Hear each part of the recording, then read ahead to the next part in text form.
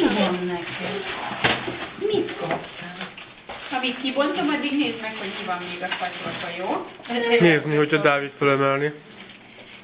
Oda tett fel az asztalra, és még nézze meg a Dóri, még mi van benne. Szedd ki, Dórika. Vedd ki belőlem, de van Dávid. Könyvek! Még. Miket tudnak neki? Hú. Jaj, Szívnak! Szív! tehát a Dóri, hadd nézze meg a Dóri.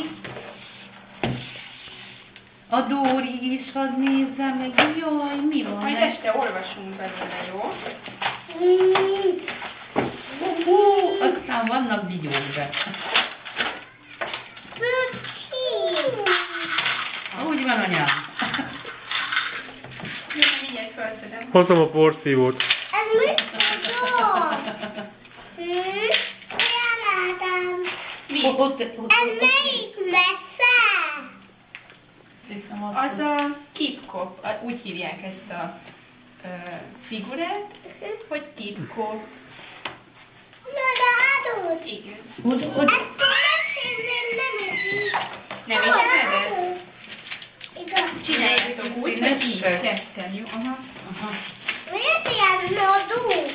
Azért, hogy könnyebb legyen megfogni. Jaj, de ügyes Az beledugtam. óvodába kisebbek vannak. Obiba ki? Hát mert az obiba már nagy gyerekek járnak. Így, vagy a Dávid is hadd érj el, jó? Ó. Az óvodában milyen gyerekek